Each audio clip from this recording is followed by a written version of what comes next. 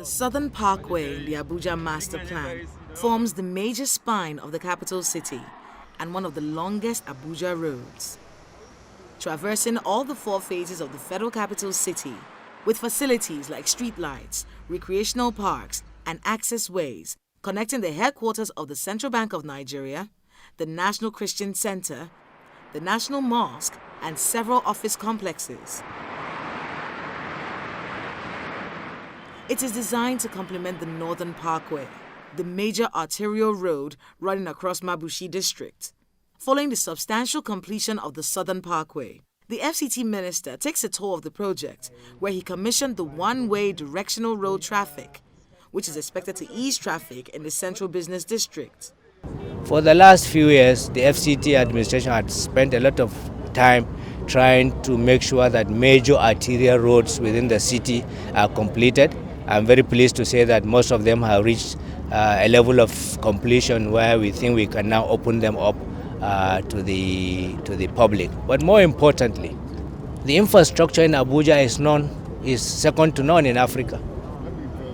So what are we doing as an administration? We are basically emphasizing 3 things. 1, we have to complete these projects.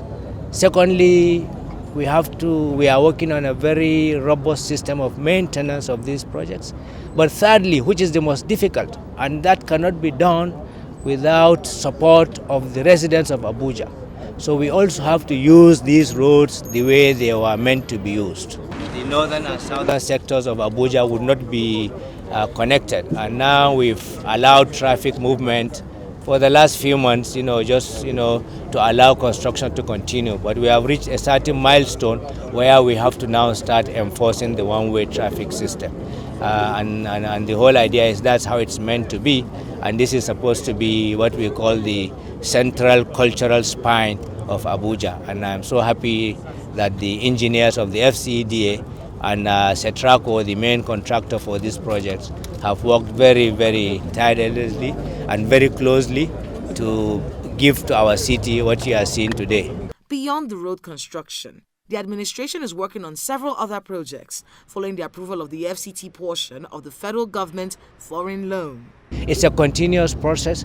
Development will be centered in the capital city itself and then the satellite towns. And by the time the extension of the rail service is completed, you'll find that also that this emphasis on road transportation would be minimized. And that's why I want to congratulate all of us residents of Abuja and to most sincerely also thank the National Assembly, the Senate, particularly for approving last week the portion of the foreign loans that affects Abuja. They approved 2 very important infrastructural projects: the continuation of phase 2 of the Abuja light rail system, as well as the widening of the water system in the greater Abuja water system. These are all very fundamental legacy projects that are infrastructural in nature, the benefits of which we will see in many years to come. In the meantime, the Minister of State for the FCT has been inspecting the Dangara Ashara Yaba Road project in Kwali Area Council. The plan is to open up more communities, especially roads in satellite towns, not just for development, but also to combat insecurity. The administration of President Muhammadu Buhari, also under the FCT administration, resolved to take care of, if not all, most of the roads in the satellite town, to open up the satellite towns to development, to also open up the satellite town to various businesses. We have also realized that the magnitude of the menace we are experiencing in the Federal Capital Territory is also as a result of lack of accessible roads. So we want to take good governance to the downtrodden, the indigenous and the original inhabitants of the Federal Capital Territory. This, by extension, is not also leaving out even some feeder roads that leads to some schools. So congratulations, Mr. Koran, and we are not doubting your capacity and capability. I'm impressed with so far the work I've seen, and I know adequately I will ensure mobilization, and by 18 months we'll be here to commission this road as one of the roads. The minister assures the residents that the project will be completed in the next 18 months.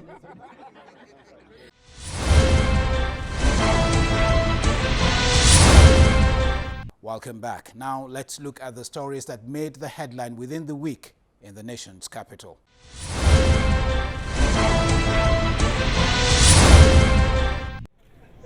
The federal government is advising Nigerians against traveling to countries with high records of the coronavirus, namely China, Japan, Italy, South Korea, and Iran. Although the Minister of Health said there's no plan to impose a travel ban on those countries for now. He said this while giving an update on the coronavirus at a meeting with members of the diplomatic corps.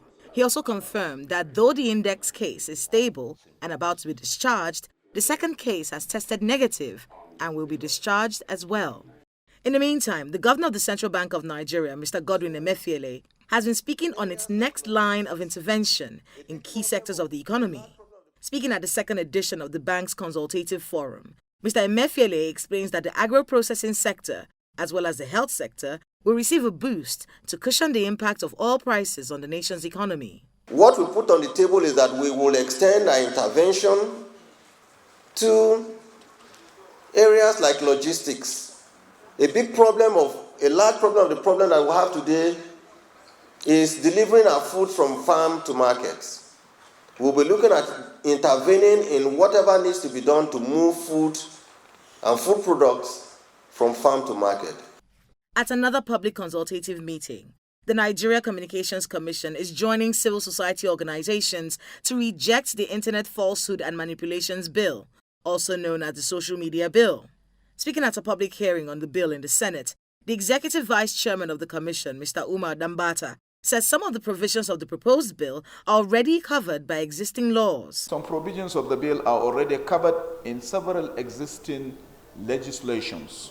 For example, the Cybercrime Prohibition, Prevention, etc. Act of 2015, the bill has general drafting anomalies, such as referring to sections as clauses and making references towards that are alien to the Nigerian jurisprudence. Staying with the Senate, a bill which seeks to ban the importation of generating sets has been introduced in the Senate.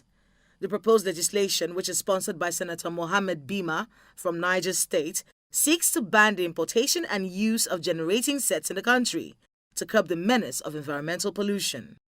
The House of Representatives is proposing an amendment to the National Youth Service Act to compel youth corps members to be posted as teachers during their service year.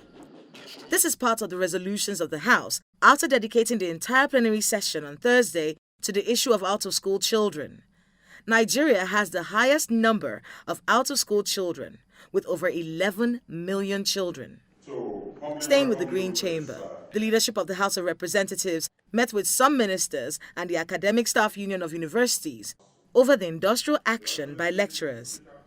The Speaker of the House of Representatives, Mr. Femi Gbajabiamila, led other principal officers, while the federal government team includes the Minister of State for Education, Mr. Chukwuemeka Nwajoba, the Minister of State for Labor and Employment, Mr. Festus Keyamo, and the Chairman of the National Salaries, Income and Wages Commission, Mr. Ekpo Nta. The National President of the Academic Staff Union of Universities, Professor Biodun Ogunyemi, was also present at the meeting. ASUU had announced the industrial action on Monday. The union has been at loggerheads with the government over the directive to members of ASUU to enroll into the Integrated Payroll Personnel Information System. But the union wants its University Transparency and Accountability Solution to be integrated into the IPPIS. At another meeting to resolve the issue, the Minister of Labor and Employment, Senator Chris Ngige, says the federal government has looked into the issues raised by the striking lecturers and has given some conditions for the striking lecturers to consider. To the Judiciary, a federal high court sitting in Abuja has granted an interim order releasing the deposed Emir of Kano, Mohammed Sanusi, from detention. Justice Anwuli Chikere granted the order in line with the prayers on the ex parte motion filed on behalf of the deposed Emir by Mr. Lateef Fagbemi, SAN. Alhaji Sanusi had filed a suit before the Federal High Court seeking an order for his release from what he describes as post-dethronement detention and confinement. Listed as respondents to the application are the Inspector General of Police, the Director General of the Department of State Services, the Attorney General of Kano State, and the Attorney General of the Federation. Meanwhile, President Muhammadu Buhari has denied any involvement in the removal of Alhaji Sanusi as the Emir of Kano. President Muhammadu Buhari received the President of Guinea-Bissau, Mr. Umaro Mbalo. The meeting, which was held behind closed doors, lasted about 30 minutes. He expressed his joy at the role Nigeria played in his country.